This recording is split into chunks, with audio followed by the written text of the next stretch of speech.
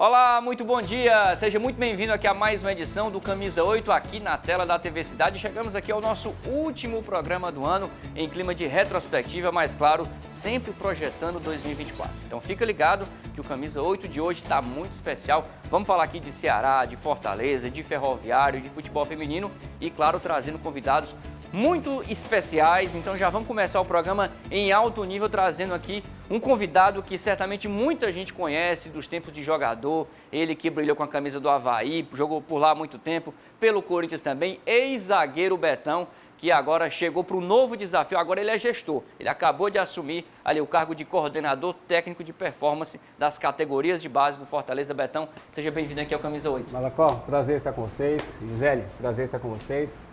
É isso aí, agora já viramos a chave, né? Chegando ao Fortaleza, para mim é um prazer estar num clube com essa grandeza e vamos aí para ajudar a realizar um bom trabalho. E quem vai estar comigo nesse bate-papo especial, uma convidada que já é da casa, ela que é comentarista do Bate Pronto aqui, grande jornalista, Gisele Correia. Seja bem-vinda ao Camisa 8, tá, Gisele? Balacão, uma alegria estar com você, falando o que a gente mais gosta, né? Que é o futebol e o futebol cearense, o nosso futebol. O presidente Marcelo Paes falou esses dias, deu aquele puxão de orelha na base, né? 2023 foi um ano difícil pro Fortaleza nas categorias de base, né? Viu aí nos principais torneios de base, sub-13, 15, 17, 20, o Ceará acaba sobressaindo um pouco, então você chega com esse desafio também de ajudar a elevar essa performance da categoria de base, já que é uma prioridade, o Fortaleza investe alto na base, e também quer resultados, quer ver esse time voltando a disputar títulos. Né? Bom, mais uma vez eu fiquei muito lisonjeado pelo convite a qual recebi do presidente Marcelo Paes, né? O clube da grandeza do Fortaleza, hoje você está participando dessa gestão, para mim é uma coisa assim sensacional. Falando sobre resultados, como você frisou, o que o torcedor precisa entender também é que a base do Fortaleza tem 3 anos praticamente de trabalho, né? A base do Ceará já vem desde 2014 fazendo um trabalho consistente e nós estamos aí para evoluir, para tentar buscar não somente os resultados, mas como também poder revelar atletas, tanto para o profissional como para o mercado de uma maneira geral. E é esse o nosso intuito, né? O Marcelo Paes já está bem próximo de nós aqui, fazendo um trabalho bem avançado, com bastante investimento, primeiramente nas estruturas, e agora vamos começar a investir em atletas também, para que a gente possa elevar nosso nível. E aí, Gisele, só um parênteses, quando ele fala que o Ceará vem desde 2014, é o ano da aquisição do CETEM, que é o CETEM hoje em Taitinga, onde o Ceará tem o seu CT, que ele, claro, montou aquela estrutura para a base, desde então também, né? Já vem há 9 anos, quase 10 anos, investindo na base. O Fortaleza, que tem, sobretudo, a sua estrutura lá no CT Ribamar Bezerra, já é um investimento um pouco mais recente, né? Perfeito. Betão, eu tenho uma pergunta que você falou sobre virada de chave, né? Esse tema é muito comum, assim, no futebol, nas redes sociais. E eu queria saber a tua virada de chave para sair, né, do futebol profissional, ali se aposentar no Avaí, até chegar a esse cargo de gestor. Qual foi a tua preparação? Se tu fez curso, como foi isso? É interessante essa pergunta, porque muitas vezes a maioria dos ex-atletas gostam de se firmar no mercado somente por aquilo que fez no passado, né? Não gosta de estudar, não gosta de se aprofundar. Eu comecei a estudar para essa virada de chave 7 anos antes de eu me aposentar, né? Então hoje eu acumulo aí 5 cursos de gestão, inclusive da Comembol e da CBF Academy, né, de executivo da CBF, entre outros. Fiz curso de programação neurolinguística também, que eu acho que é muito importante você ter esse diálogo com os atletas, ter sabedoria para falar com eles, porque como eu vivi tudo isso, então a gente sabe que são detalhes que a gente precisa aprimorar. E a minha virada de chave foi tranquila, foi bem planejada, né? Eu fui um atleta que não parei porque estava lesionado, porque estava gordo, porque estava velho. Parei de uma maneira programada, até mesmo também para aproveitar um pouco da família, o crescimento dos filhos. Bacana. Agora, Betão, você falou um pouco sobre o desafio no começo aqui do nosso papo, mas fala um pouco sobre as tuas atribuições enquanto coordenador técnico de performance lá no Fortaleza. Como é que está o teu dia a dia? Até porque já deu para sentir um pouco desse novo desafio, já está com quase cerca de um mês aqui na capital. Como é que está sendo aí esses primeiros meses e um pouco do que você já está fazendo e pretende fazer em 2024? Bom, na verdade, vai completar 3 meses já, né? 3 meses já, né? Já tem o chão, né? Eu cheguei aqui justo no jogo de volta da Sul-Americana contra o Corinthians, né? Foi o primeiro jogo que eu assisti no Castelão. Bom, o trabalho está sendo um trabalho de projeção de processos, criação de processos, né? Uma coisa que a gente sempre fala internamente. Se você não tem processos, a gente não consegue evoluir tanto na formação do atleta como no crescimento das categorias de base.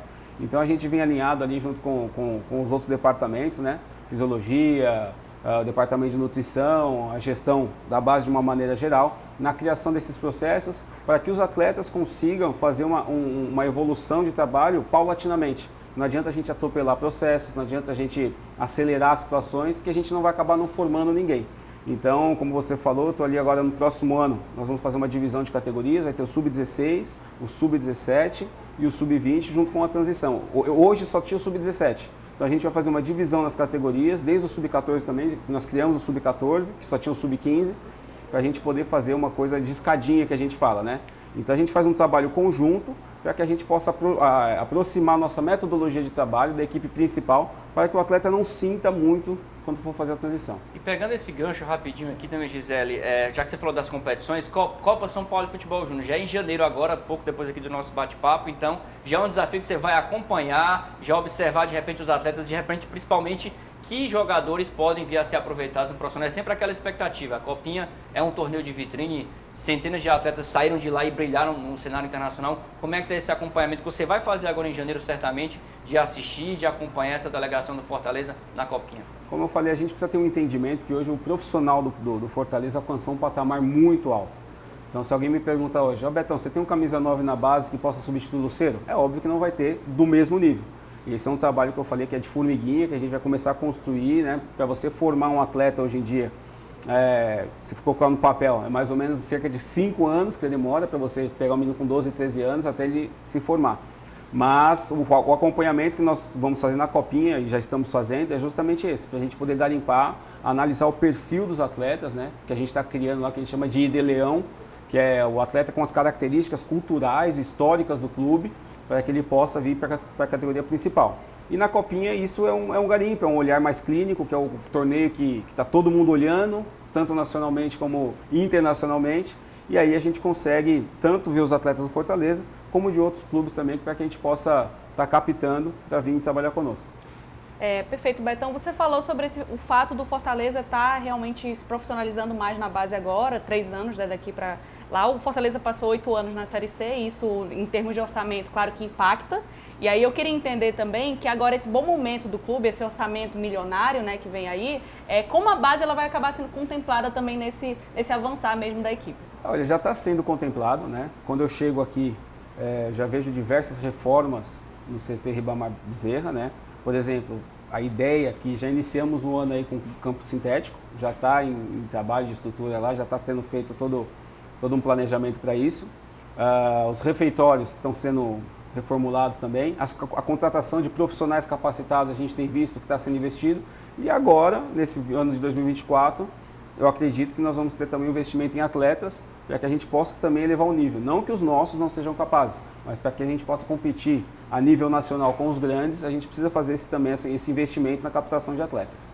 Betão, nesses 3 meses que você está aqui na capital cearense, como é que tem sido o diálogo também com a comissão técnica e a diretoria que cuida diretamente do elenco profissional? Porque você vai estar ali à frente de uma parte importante da base, mas esse contato, essa transição com o profissional é importante. Já deu para trocar muita ideia com o Vojvoda, com a comissão técnica do Fortaleza, com a diretoria também, porque de certa forma ela está ali para contemplar todos, mas acho que esse diálogo também com o profissional é importante. Como é que tem sido esses 3 meses em relação a esse contato com o Vojvoda e comissão? O meu primeiro dia, quando eu cheguei aqui no Fortaleza, eu fui direto para o PC. O primeiro dia para conhecer justamente o Vojvoda, para conhecer toda a comissão, para conhecer toda a diretoria. Então essa integração ela é importante. Acho que a distância física do PC para o Ribamar Bezerra já é um probleminha que nós temos, mas a aproximação das pessoas é importante. Então o Léo Porto, que é o nosso treinador do Sub-20, ele é um auxiliar direto do Vojvoda, então ele tem esse contato direto com ele, com a diretoria. Eu tenho um contato direto com o Daniel, com o Boeck, com o próprio presidente Marcelo Paz, agora o Bruno que está chegando, já estamos todos integrados. Como eu falei, a gente precisa fazer um trabalho institucional.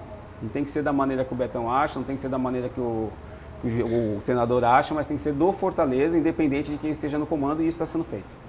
Perfeito. Betão, eu vou para uma questão anterior também, que foi a tua vinda para cá, né? Tu teve esse final de carreira aí no sul do país, imagino que seja um cenário bastante diferente daqui do Nordeste. E aí você olhando o Fortaleza de lá, digamos assim, com a visão de quem acompanha o Fortaleza em ascensão no futebol, em termos profissionais e nacionais.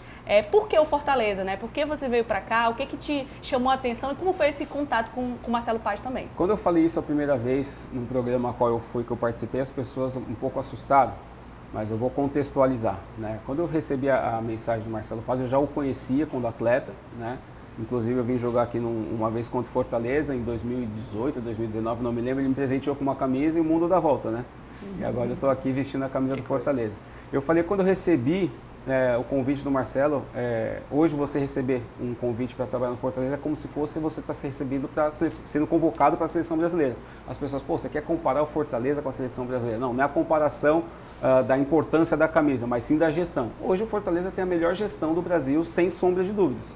Então você fazer parte de uma gestão dessa, para mim, é como se eu tivesse sido convocado para trabalhar na seleção brasileira.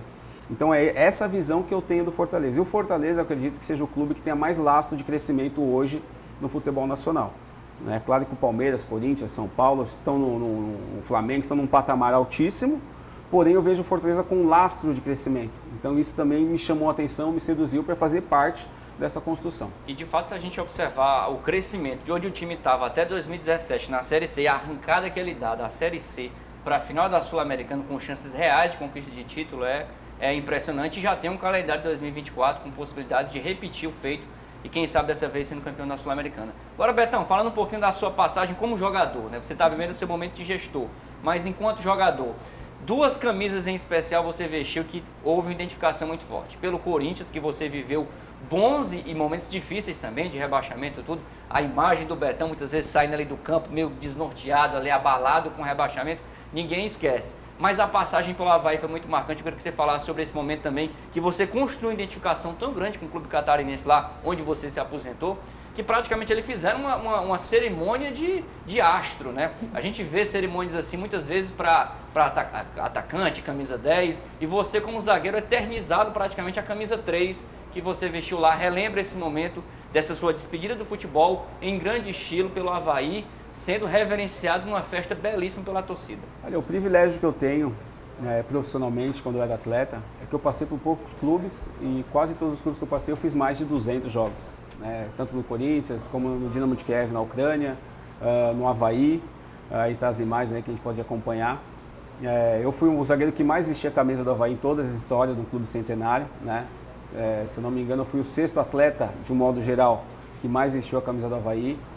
E assim, eu só tenho gratidão, né, ao Avaí Futebol Clube por todos os momentos que eu passei ali, por tudo que eu vivi dentro do clube, que aí vocês podem ver esse dia que para mim, assim, talvez eu nunca poderia imaginar, nem nos meus melhores sonhos, que eu teria uma despedida como essa, né, o respeito, a consideração, tanto do torcedor como de todo o clube de uma maneira geral. E, enfim, vai ficar marcado para o resto da minha vida, essa minha passagem. E eu tenho gratidão por tudo que eu passei ali. E Betão, para fechar também sobre passagem de clube, Corinthians, um episódio especial acho que chama muita atenção, tua passagem pelo Corinthians, para além de rebaixamento, o gol contra o São Paulo que você fez também, que foi muito marcante, a torcida corintiana não esquece. Mas a tua relação com o Tevez, aquela geração de 2005, o Tevez uma vez fez uma live, a camisa que ele mostrou foi a do Betão. Como é que é ver aquilo ali para você, um atleta como ele, de renome internacional, um cara que brilhou pelo mundo, pela seleção argentina, reverenciar o fato de ter jogado contigo? Eu costumo dizer que atrás de todo atleta tem uma história, né? E a história de vida do Tevez é uma história assim que quem vê de longe já se impressiona, e a gente que conseguiu ter um contato mais próximo fica mais feliz e motivado pela história dele, né? A gente concentrou praticamente um ano junto, né? Eu dividi a quarto em concentração com ele. Conheci a família dele na Argentina, fui no batizado da filha dele, né, da Florência, que ele carregava no colo sempre quando entrava em campo. E a gente formou uma amizade bem bacana, né? E depois, quando nós nos encontramos, eu enfrentei ele quando ele estava no Manchester City, na Champions League, visitei a casa dele na Inglaterra também. Então, assim, eu fico muito, muito feliz pelo respeito que ele tem por mim também, pelaquela homenagem, eu não imaginava, né? E são as amizades que a gente acaba fazendo no futebol, isso é muito bacana. É isso que fica do futebol, né? Essas amizades. Realmente o Betão, desejar para ele, né, Gisele, muito sucesso nesse seu novo desafio agora lá no Fortaleza, né? Com certeza. E falar também que é uma virada de chave, né? Como a gente falou do programa todo, para o Leão do PC, né? Para conseguir formar cada vez mais jogadores e ter inspiração aí do próprio Hércules, que veio para o Sub-23 do Fortaleza, não foi formado na base do Fortaleza, mas foi aí um jogador muito importante para o Leão, infelizmente contundido, mas já vai voltar em 2024 com tudo. É isso aí. Sucesso, Betão. Obrigado. Prazer demais receber você. Prazer, muito boa resenha. Prazer. E é isso aí, sucesso e que venham muitas conquistas lá na base do Fortaleza. Muito obrigado. Valeu, Gisele, já tem mais, hein? Olha, Camisa 8 faz uma pausa, mas volta já. Fica por aí que já tem resenha aqui. Você, torcedor do Ferroviário, vai gostar muito. A gente vai receber aqui o Gabriel Martins na sequência. A gente volta já.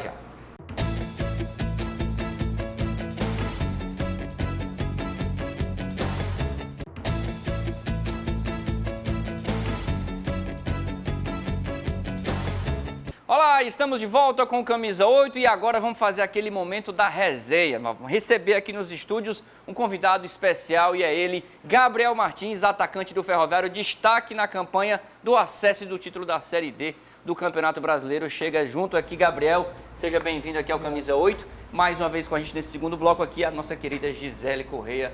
Mais uma vez, Gabriel, primeiro de tudo, para a torcida coral que está feliz com a sua permanência, a sua renovação, o que dizer depois dessa temporada, o que dizer para o torcedor depois de um ano que foi muito especial, coroado com o acesso e com o título, e você teve uma participação especial nessa parceria com o Ciel lá no ataque, né? Só agradecer também, né, o apoio que a gente teve durante o ano inteiro. Começou no meu primeiro jogo lá no contra o Fluminense do Piauí e foi um ano muito importante para a gente. Foi uma campanha histórica realmente e ainda teve um gostinho especial, né? Com um pouco de sofrimento contra o Maranhão, mas a gente fica muito feliz pelo ano que a gente desempenhou. Agora, só um detalhe para você, antes da gente conversar um pouco mais. O Ciel já veio aqui, Douglas já veio aqui e ficou sempre um desafio colocado no ar. Eu queria lançar um desafio para você de... em 2023, nós vimos Pulga e Ciel ser a dupla sensação da temporada. Os dois juntos arrebentaram no Campeonato Cearense e na Copa do Nordeste. Agora fica o desafio, será que teremos a dupla Ciel e Gabriel Martins bombando em 2024? Quem sabe, para dar alegrias no Campeonato Cearense e na Copa do Nordeste? Se Deus quiser, né? A gente está fazendo já uma pré-temporada agora e a gente está fazendo o possível para que essa dupla dê certo e que seja um ano 2024 de muitas glórias e muitos gols também. Perfeito. Gabriel, eu tenho uma pergunta para você que é justamente sobre essa permanência no Ferroviário. Você fez uma campanha, assim, esteve na campanha de destaque do Ferroviário na Série D. Imagino que muitos clubes te procuraram, teve algum tipo de sondagem. E por que o Ferroviário, né? Por que seu coração bateu mais forte pelo Ferrão? Pelo que eu passei aqui, né? Foi um ano maravilhoso. A torcida realmente me abraçou. Teve algumas propostas sim, mas eu escolhi meu coração, onde eu fui feliz e sou feliz.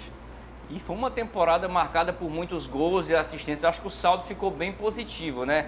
O que você pode falar assim? A sua carreira é muito jovem, você é muito jovem, está começando a carreira profissional agora, mas foi um ano assim onde você mais se deslanchou, porque você veio do Fluminense, estava naquele elenco que foi campeão carioca, teve a oportunidade de conviver também com o Marcelo. Como é que foi vir de um time também muito vitorioso, que hoje é campeão da Libertadores, tem uma história muito bonita, e vir para o Ferroviário em busca de voos maiores no futebol e logo de cara nesse primeiro ano dá tão certo? Por que deu esse match entre Gabriel Martins e Ferroviário?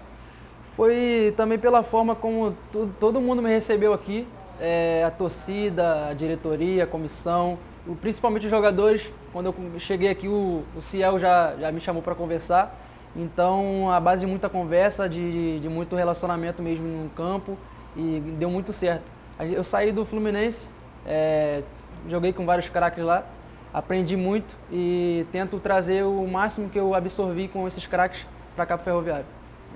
Bacana, Gabriel. Gabriel, eu queria saber também um pouco sobre essa sua passagem por Xerém, né? A gente sabe que a base do Fluminense cria muitos craques, a gente tem o próprio Marcelo aí que voltou ao Brasil recentemente. O que é o diferencial de lá, assim? Pergunta mesmo de bastidor. O que faz de diferente? Por que a gente tem tanto sucesso aí da base de Xerém para o futebol brasileiro? Lá eles falam muito que é o trabalho, né? Os torcedores falam que é a água de Xerém, só que lá é a base do trabalho mesmo. Os profissionais tentam tirar o máximo da gente e a gente só chega lá com responsabilidade de jogar bola. Então a gente fica bem em casa mesmo e por isso que dá tão certo. Agora, Gabriel, relembrando aqui, a gente está vendo, a gente fica recapitulando as imagens da campanha da Série D, os momentos decisivos, você sendo importante nas assistências e nos gols. Mas vamos falar de um lance especial que você acabou ficando marcado, que foi no jogo do acesso, que você dá assistência ali no final do jogo e também converte a cobrança que confirma o acesso. Ou seja, você já está na história do Ferroviário por conta desses momentos, né? Como é para você, o que passou pela sua cabeça, assim, aquele filme, na hora de ir para a cobrança, sabendo que o seu pênalti, se convertido, seria o do acesso, que era o que todo mundo estava esperando. Aquela torcida do Ferroviário viveu um teste para cardíaco, viu o Maranhão fazer 1-0 nos acréscimos e o Ferroviário lá, aos 50 e tantos minutos do segundo tempo, empatou, levou para os pênaltis e você teve a chance ali de coroar essa campanha com acesso. Na hora do pênalti, teve uma demora por causa do VAR, né? e eu olhava para o estádio já gritando gol, só que eu nem tinha batido aí no pênalti e eu já dei um desespero na hora. Eu procurava minha esposa, não achei no meio da multidão, e na hora que eu botei a mão na bola para cobrar o pênalti, eu já fiquei aliviado, porque eu já tinha treinado o ano inteiro já para chegar a oportunidade de bater o pênalti. Então eu fui muito feliz, mas hoje eu fico mais nervoso de assistir o pênalti do que mesmo na hora da cobrança.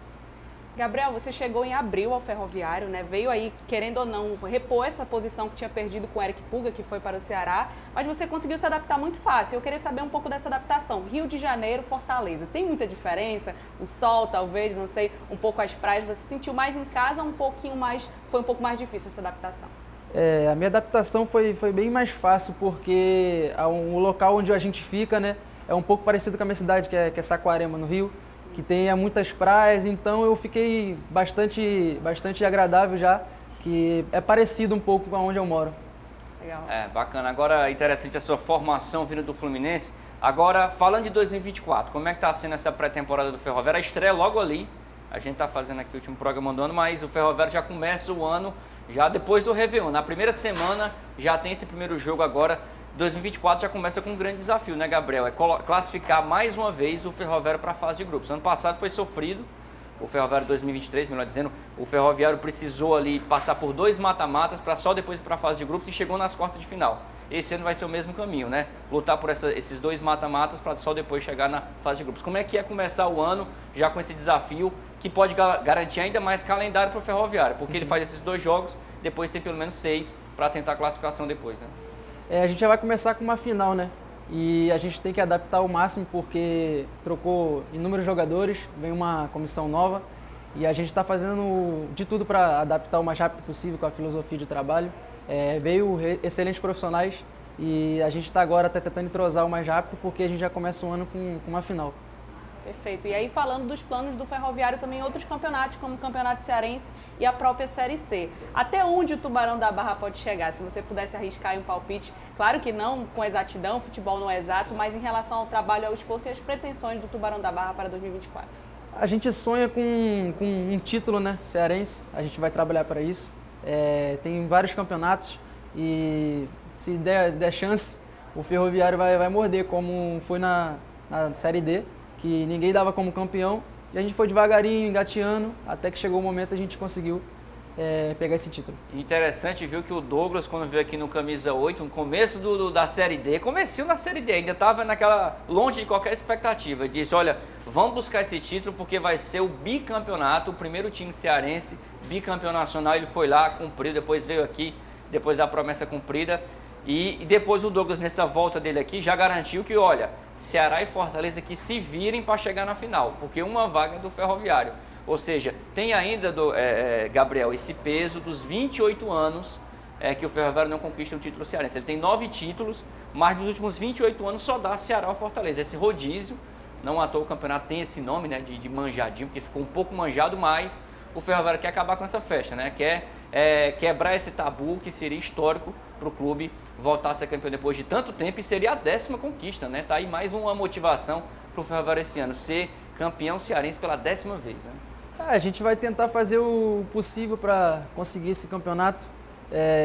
A gente ficou remanescente também, que já tem histórias marcadas aqui no Ferroviário, e a gente vai tentar ampliar essa história aí que a gente fez esse ano e que em 2024 a gente possa conquistar títulos. Gabriel, você já falou dela aqui, não tem como não tocar nesse assunto, porque emocionou os torcedores, né? Acabou saindo e tendo muita repercussão nas redes sociais também, que foi justamente o teu pedido de casamento ali na Série D, né? E aí eu queria que você falasse um pouquinho, até porque imagino que seja uma companheira também desde lá do Rio e que tem essa relação de te acompanhar também nos teus sonhos e tá realizando sonhos juntos também. Com certeza, a gente se conheceu, eu estava no começo da minha carreira mesmo, até na base, no Sampaio Corrêa da minha cidade. A gente se conheceu, nem foi por causa do futebol, foi em coisa de escola, então sempre que eu posso eu tento levar ela para todo lugar. E eu já tinha um sonho já de casar também, ela também, ainda mais do que eu, mas eu não tinha planejado de pedir na final, mas aconteceu e ficou histórico dos dois sentidos, de ser campeão e de ter pedido ela também em casamento. Como é o nome da digníssima? É a Bárbara. Então a Bárbara foi surpreendida e ficou conhecida por toda a torcida coral, né? Porque acabou que essas imagens viralizaram, foi o assunto do dia junto com a final. E você também eternizou esse momento, colocou as fotos, né, de vocês lá nas redes sociais, né? Com certeza, aquela data lá ficou marcada para sempre na minha história. Duplamente especial, o dia do noivado e o dia do título da Série D, né? Do acesso e de uma festa, né? Porque essa festa que poderia ser só de vocês dois foi de toda a torcida coral. Você compartilhou esse momento com o estádio que estava lotado, né? Compartilhamos esse momento maravilhoso e, para quem não sabe, ela também teve um peso muito importante para voltar e ela é muito importante na minha vida. Legal. Agora, falando dessa relação com a torcida, né? Inclusive, como é que é você chegar e já se tornar um dos queridinhos da torcida? Porque você virou um xodó do torcedor, assim, né? Você já falou do carinho da torcida, que isso pesou também, mas a gente viu, inclusive, no lançamento lá do Ferroviário, torcedores emocionados, te abraçando. E assim, como é que é, em tão pouco tempo, não só ser o ídolo da torcida, mas ser também esse xodó? Acho que você e o Ciel tem isso muito forte, né? Desse carisma junto à torcida, porque a torcida gosta do teu estilo. Você, quando era durante a campanha da Série D, quando começava o jogo do banco, a torcida pedia para você entrar e quando você entrar, você fazia a festa de todo mundo com as boas atuações e os gols. Né? Eu fico muito feliz pelo carinho de todos. É uma torcida que vai ficar para sempre marcada na minha história. É uma torcida muito especial para mim, que eu sempre vou, aonde eu for, eu vou exaltar, porque é uma torcida que apoia, que em momentos complicados ela está ali para ajudar a gente. E eu fico muito feliz por esse carinho, né, que a gente tem um pelo outro, é recíproco. A Gisele até falou da questão da dancinha, né? O Ciel tem a pose característica da mão no queixo, aqui na cintura. Você também, assim, pelo menos eu lembro de uma cena dele dançando lá com o Tutuba, lá fazendo aquela dancinha lá na borda do campo, tudo. Já pegou também? Porque o Gabriel tem um pouco de TikToker também, né? Tem um pouco. Gosta de dançar. É da geração, né? É da geração TikToker, né? 20 e poucos anos, né, Gabriel? Eu tô tentando ainda pegar uma comemoração, eu já fiz Libras, então a gente tenta, porque a maioria dos gols do Ciel já vem já com a comemoração dele, pode ser de quem for, então já tá ficando assim, já tá marcado já a comemoração do Ciel. E você já entrou nesse clima, né? Porque quando o Ciel faz o gol e faz a pose do queixo, você vai lá e faz também, né? Ela tem que fazer, ele é um homem, o homem manda. É o patrão, né? É o patrão. E assim, para finalizar também, fala um pouco sobre a importância do Ciel, o que ele representa para você, porque é quase que um paizão, porque se você for observar a idade de vocês dois, dá para ele ser teu pai, né? O Ciel já tem 41, vai fazer 42 agora. O Ciel é muito importante para mim, para quem não sabe, teve um momento que eu tava um pouco meio triste, né? Por estar na reserva, ninguém fica muito feliz em reserva. E teve um jogo no Caucaia que antes do jogo a gente estava viajando já no ônibus. A gente teve uma conversa muito franca, ele expôs para mim algumas coisas e eu também falei o que estava acontecendo e ele, como craque do time, ele me deixou muito feliz e mais leve e daí em diante eu deslanchei no campeonato. Agora, Gisele, para a gente falar um pouco sobre o carinho da torcida, deixa eu fazer aqui um convite especial para dois torcedores ilustres do Ferroviário que vieram aqui, a Liduína e o Tarcisinho. O Tarcisinho é torcedor símbolo do Ferroviário. Chega para cá, Liduína e Tarcisinho, sejam bem-vindos aqui, os dois devidamente trajados. Pode ficar aqui do lado aqui da Gisele. Queria que você falasse, Liduína, um pouco sobre a importância do Gabriel Martins e dessa temporada para o Ferroviário. O Tarcisinho, que é um mascote praticamente. Todo jogo do Ferroviário ele está lá assistindo o time. Seja bem-vindo ao Camisa 8. Muito obrigada pelo carinho, pela atenção de vocês, né? O Gabriel pra gente é o nosso, como é que eu posso dizer carinhosamente, é o nosso bebê, é o nosso jogador símbolo que chegou no Ferroviário e fez a festa para todos nós, né? Tanto ele como o Ciel, mas o Ciel já é uma pessoa experiente, o Gabriel é um menino novo, tem que tá aprendendo, ainda vai aprender cada vez mais. E a minha vontade, tudo, é que o Gabriel nos dê o título de campeão cearense e a gente vá até a Série B, porque o que o Ferroviário vem fazendo pelo Tarcísio, nem a família. Meu filho não andava, meu filho não interagia, meu filho não vivia, sobrevivia. E quando chegou no Ferroviário em 2018, o Tarcísio deslanchou de uma tal maneira que até eu mesmo não acreditava nas condições que ele estava e hoje as condições que ele está aqui para contar a história. Então, o Ferroviário é tudo na vida do Tarcísio e depois que o Gabriel chegou, o Gabriel iluminou o Ferroviário e eu espero que a carreira dele deslanche dentro do Ferroviário, lógico, né? Para nos ajudar e levar a gente para o Campeonato Cearense e para a Série B. E o sonho do Tarcisinho, O mês passado ele estava dizendo assim, mamãe, eu sonhei que o Ferroviário chegava até a Sul-Americana. Eu digo, meu Olha filho, o desafio, Jesus. né? Olha o Pois desafio. é, o sonho dele, né? Que o Ferroviário cresça mais e mais e tá aqui para contar a história. Quem sabe passo a passo daqui a 2, 3 anos isso seja possível, vamos torcer muito. Tá aí, Gabriel, desafio feito, pedido especial do torcedor para que você, juntamente com todo o elenco do Ferroviário, possa dar essa grande alegria que é buscar esse título cearense, né? Vamos fazer o possível, né? É um ano de muitos jogos, o calendário nosso está bem cheio e nessa pré-temporada a gente está dando a vida mesmo para chegar no dia 7 e aumentar ainda mais esse calendário, né? Para a gente chegar na Copa do Nordeste. Maravilha. E Tarcisinho, muito amor pelo Ferroviário. Nesse ano, vamos ver o Ferroviário brilhando muito, né? Gabriel, eu vou te pedir uma coisa que é um desejo meu no dia do meu aniversário, que é vocês ganharem do Asa de Arapiraca. Ah, já vai ser agora em janeiro, né? Dia 10, aniversário Olha o de presente. 7 Está anos. lançado mais um desafio, Gabriel. É. Vencer o Azerapiraca, se classificar para a Copa do Nordeste, fase de grupos, dando esse presente de aniversário pro Tarcisinho, né? Vamos fazer o melhor aí para chegar nessa final e a gente dar esse presente pro Tarcísio. Quando a gente entrava no estádio, que começava o jogo, ele era o primeiro a puxar a torcida. Gabriel. Aí o pessoal ficava tão assim, olhando para ele, aí até que o Kobayashi ia lá e colocava o Gabriel. Quando ele colocava o Gabriel, parece que aquele estádio ia desabar, sair do lugar, porque a emoção, o Gabriel entrando, era muito grande, muito forte. O coração da gente explodia de tanta alegria ver aquele menino tão novo fazer o que ele vem fazendo. Então foi a luz do Ferroviário, foi o Gabriel. Maravilha. E vai ser cada vez mais. E nesse clima de torcida do Ferroviário, a gente agradece, encerrando aqui esse segundo bloco, agradecendo a presença da Liduína, do Tarcisinho, Gisele mais uma vez com a gente, volta já pra gente bater mais papo. Gabriel, obrigado, sucesso lá no Ferrão. Sucesso, Gabriel. Parabéns Obrigado. pela temporada. Obrigado. É isso, gente. Camisa 8 faz uma pausa, mas volta já. Já tem mais resenha por aqui. Vou bater um papo com a Gisele aqui, falando um pouco sobre 2024. A gente volta já já.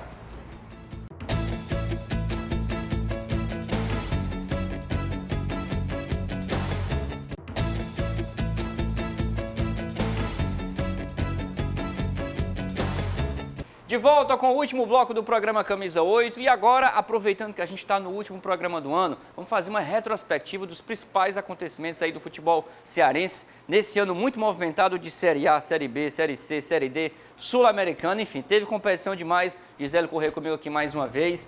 Gisele, vamos começar aqui pela ordem até alfabética dos times cearenses, falando agora do Ceará. Ceará Esporte Clube, que teve um ano que começou festivo, né? Título da Copa do Nordeste, foi vice-campeão cearense. Mas no segundo semestre aí o time desandou na Série B, em nenhum momento ali brigando pelo G4, acabou não dando muito certo. Antes da gente debater, deixa eu mostrar na tela para vocês aí os números da campanha do Ceará em 2023. Coloca pra gente ver aqui, Gisele, ó. O Ceará em 2023 fez 61 jogos, teve 27 vitórias, 16 empates e 18 derrotas. Aquele aproveitamento ali muito próximo ali de 50%. Em relação às campanhas, o Ceará foi vice-campeão cearense, foi campeão da Copa do Nordeste, ficou em 11º lugar na Série B do Campeonato Brasileiro e parou na segunda fase da Copa do Brasil. Um ano de razoável assim para ruim se a gente pensar mais no segundo semestre, mas não dá para ignorar também a conquista do título da Copa do Nordeste, né? Com certeza, Balacó. A gente divide o ano do Ceará em dois momentos, né? Que é exatamente o primeiro semestre e o segundo semestre. A queda de rendimento ficou muito explícita entre os jogadores do Ceará. Você percebe, por exemplo, que o Ceará foi campeão da Copa do Nordeste enfrentando grandes adversários e tendo muita dificuldade, mas conseguindo realmente se superar, né? Aí você tem uma série de troca de treinadores, que eu acho que isso foi primordial para esse resultado aí, que não foi tão bom, que frustrou o torcedor do Ceará. E aí o Ceará chega na Série B já com a obrigação, digamos assim, de subir, porque tinha o maior orçamento, né? Não com a obrigação, mas eu digo assim, com toda aquela expectativa para conseguir a ascensão, voltar à Série A. E aí chega com maior orçamento, chega com investimento potencial de investimento alto, mas o Ceará não consegue transformar isso em resultado. E a gente sempre fala, futebol é resultado. E o Ceará esse ano frustrou o torcedor nesse sentido. Aí chega Claro, no final do ano, já pensando numa reformulação, a gente está agora dando boas-vindas a 2024 e esse é o desafio do Vozão, né, Balacó? É conseguir se reformular dentro da diretoria, que é o que já vem acontecendo, mas também dentro de campo para conseguir colher os frutos disso em 2024. Agora, o interessante desses números aqui é o número de empates. Eu diria que desses 16 empates, uma parte considerável, mais da metade, disparadamente, foi na Série B. Talvez tenha sido um dos grandes pecados aí do Ceará na competição, que ele empatou demais, ele perdeu a oportunidade de engrenar, de encostar ali no G4, coisa que nunca aconteceu. O Ceará sempre foi um time de meio de tabela, se bem que no começo ainda deu aquele perigo de rebaixamento, claro, muito começo ainda, né? O time ficou no Z4, depois estabilizou no meio, mas não subiu ali para quinto, sexto, ficou sempre naquele quase. Quando ele tinha a oportunidade de entrar no G4, ele não chegava lá. E mais grave do que isso, Balacó, é não conseguir sequência, né? O Ceará não conseguiu sequência, por exemplo, de 5 jogos nessa Série B, o que é muito grave. Porque a gente pensando na grandeza do Ceará, como eu já falei, no orçamento também, e na expectativa que se criou em decorrência também do título da Copa do Nordeste, realmente foi um ano frustrante. Sobre os empates, a gente percebe também que foram empates muito no segundo tempo, né? Então tem essa questão física que o Ceará vai ter que cuidar, precisa de o Mancini até falou sobre isso, precisa de uma equipe mais jovem, que suporte mais o campeonato. E a Série B esse ano, Balacó, foi bastante acirrada, a gente viu por aí. Muito equilibrado, e desses empates aí, como não esquecer aquele jogo da Tombense, que o Ceará venceu por 2-0, começou muito bem, no segundo tempo tomou 2 gols da Tombense, o último nos acréscimos, e foi de fato aquele empate com gosto mais do que de derrota. Virando a página, saindo do Vozão, vamos falar agora do Leão, para analisar esse 2023 do Fortaleza dentro de campo, um ano muito movimentado, que teve pentacampeonato cearense, teve final de Sul-Americana. Vamos conferir então na tela os números do Fortaleza nessa temporada de 2023. Fortaleza que em 2023 teve um calendário tão carregado que foi de 78 jogos, né? De fato, um dos times do Brasil como um todo, profissional, que mais jogou nessa temporada. Teve 41 vitórias, 15 empates, 22 derrotas, um saldo bem positivo aí, porque ficou com o aproveitamento quase beirando 60%. Nessa temporada foi pentacampeão cearense, título histórico para o clube. Ficou em terceiro na Copa do Nordeste, parando na semifinal. Ficou em 10º na Série A, ainda garantindo vaga na Sul-Americana. Foi até as oitavas de final da Copa do Brasil e foi vice-campeão da Sul-Americana. Foi finalista de um torneio internacional, primeiro time nordestino a chegar numa competição internacional tão longe assim. Portanto, um ano que, se a gente observar, foi muito de alegria. Teve, assim, alguns momentos de instabilidade, ali, sobretudo após a perda do título da Sul-Americana, mas terminou por cima com o time ali na primeira página do campeonato. Com certeza, Bruno, é um ano que foi histórico para o Fortaleza, ainda que fique aquela frustração de ter conseguido chegar mais longe na Sul-Americana, no sentido de conseguir o título, né, que era o máximo da conquista que o Fortaleza poderia alcançar. Mas o Fortaleza fez um ano histórico, um ano quase que assim retocável, com alguns momentos de maior chateação do torcedor, mas também compreensível, né? 78 jogos, o clube que mais jogou no Brasil, daí você tira, né? O Fortaleza e o que mais viajou também, e o que mais viajou, se a gente for ver os quilômetros rodados, exatamente. Então, Fortaleza teve essa dificuldade também, embora tenha se preparado para isso, Balacó. Analisando 2022 e 2023, teve essa diferença no planejamento. Fortaleza montou uma equipe que tinha mais jogadores à disposição, jogadores que a gente chegava até a dizer na crônica esportiva de 15 titulares, por exemplo, que eram jogadores que conseguiriam repor. Aí sofreu um pouquinho com a lesão, destaca aqui a lesão do Hércules, que era um menino que estava em ascensão, um jogador excelente ali. Super bem, Nossa, inclusive na época... Sondado, sim. Sondado por várias equipes, e no momento que talvez estivesse ali perto de uma negociação, ele acabou se lesionando. E aí você teve também, por exemplo, o Caleb, né, que voltou da lesão, mas voltou muito bem, foi uma surpresa também. Eu acho que para o próprio Vojvoda, né, que já tinha ali um time com mais Pochettino, já tinha uma articulação um pouco diferente, o Caleb chega e chega muito bem. Então eu destaco também, Balacó, esses momentos, né, que o Fortaleza precisava, por exemplo, na Sul-Americana, que passou com muita dificuldade do Libertad, e aí você tem uma ascensão do Guilherme volta e volta muito bem, e aí você tem também o Marinho, que faz o gol da classificação do Fortaleza. Então tiveram jogadores sim que conseguiram ali corresponder no momento que o Leão do PC mais precisou. E aí destacar, claro, que essa temporada é a temporada de maior brilho, né, da história do clube, porque conseguiu, como você falou, um vice-campeonato da Sul-Americana, que claro que o torcedor fica na bronca, queria ser campeão, mas assim, para o futebol nordestino e para o futebol cearense de forma mais especial, é um feito histórico. Bacana. E sobre esses dois jogadores que você citou, Caleb, eu também queria citar um outro jogador, dois jogadores, na verdade, também que tiveram um papel de protagonismo na temporada. Caio Alexandre, para mim, craque do Campeonato Cearense, fez um primeiro semestre irretocável, jogou muita bola no segundo semestre também. E o Lucheiro, né, o Juan Martín Lucheiro, que terminou o ano como artilheiro do time na temporada, 24 gols, o jogador que mais gols fez no futebol cearense, um a mais que o Ciel. Falando em Ciel, vamos virar a página agora para falar do Ferrão, que o Ferrão também teve um ano muito marcante, de conquistas, de acesso, e a gente vai ver agora os números do Ferroviário em 2023 para ver como é que o Ferrão se saiu. 54 jogos, 28 vitórias do Ferrão no ano, 18 empates e 8 derrotas. Você vê que o Ferroviário jogou um pouco menos e também perdeu pouco, né? Teve mais derrotas ali no primeiro semestre, porque o segundo, com a Série D, o time terminou invicto. Então esse saldo aí é mais dos primeiros meses do ano, porque o time foi terceiro lugar no Campeonato Cearense, chegou à semifinal, eliminado pelo Fortaleza, quartas de final da Copa do Nordeste, melhor campanha da história do clube no torneio, primeiro lugar na Série D, com bônus do título e do acesso. Segunda fase da Copa do Brasil, foi eliminado pelo Grêmio do Soares, né, também um pedreiraça, e foi vice-campeão da Fares Lopes, que foi importante também, porque garantiu ao time vaga na Copa do Brasil. Na semifinal ele já estava garantido, mas ao chegar na final também, conquistou esse grande feito, portanto, um ano de metas batidas.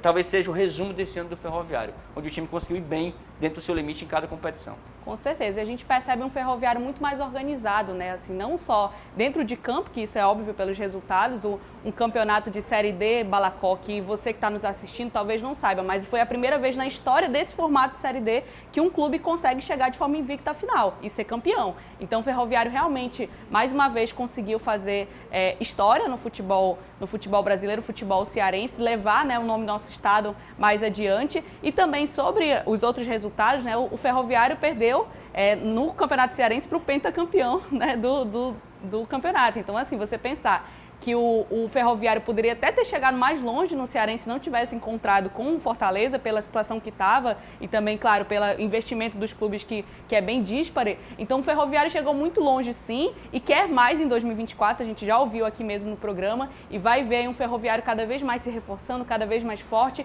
e que tem muitas pretensões ainda, Balacó. E o lugar do Ferroviário é esse mesmo, é Série C, é Série B, é pensar e sonhar alto e trabalhar para isso. E vai lutar, já foi dito aqui e reiteradas vezes, lutar pelo título cearense, que é quebrar esse jejum de 28 anos aí sem conquistas e também chegar na Série B, que seria fundamental para a equipe. Saindo um pouco dos times cearenses profissionais masculinos, vamos agora para a mulherada, vamos falar do futebol feminino. Futebol que você acompanha muito bem, inclusive esse ano esteve, Gisele, na final do Campeonato Cearense Feminino, estava lá na cobertura, comentando na transmissão. O que falar desse ano do futebol cearense no feminino. No Campeonato Brasileiro, o Ceará deixou muito a desejar e acabou sendo rebaixado, perdendo praticamente aí todos os jogos. Mas essa volta por cima, com esse retorno do Erivelton, foi dado com a conquista do título cearense que você acompanhou.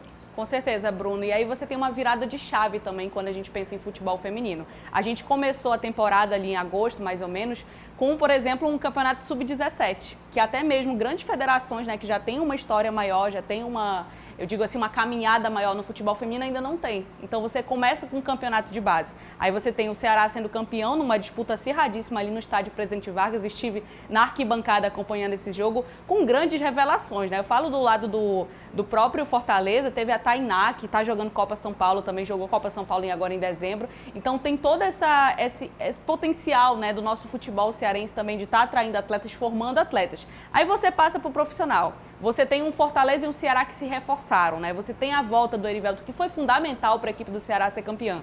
Porque mais do que um bom treinador, porque é de fato um treinador que conhece a história do nosso futebol, é também um treinador que consegue incentivar muito as meninas. Ele tem uma postura um pouco paizão, já pude entrevistar ele em outras oportunidades e percebi isso. E aí você consegue perceber o quanto esse trabalho de continuidade, né, que o Ceará acabou falhando nisso na temporada passada, tem resultado. Aí você tem um Fortaleza que está no começo ali dos investimentos. O Fortaleza trouxe atletas muito importantes que tiveram passagem pelo Internacional, pelo Red Bull Bragantino, e aí conseguiu esse vice-campeonato que pode até parecer assim pouco, né, para as pretensões e para o tanto que o Fortaleza está investindo no futebol feminino. Mas é um começo de um trabalho muito interessante que está sendo feito lá no Leão do Pici também. E é isso, registrar que Fortaleza, além de vice-campeão cearense, chegou até as quartas de final do Brasileirão Feminino A2, não conseguiu acesso, bateu na trave, quem sabe próximo ano as leoas consigam. Gisele, bom demais contar com você nessa, tá? Valeu, Bruno.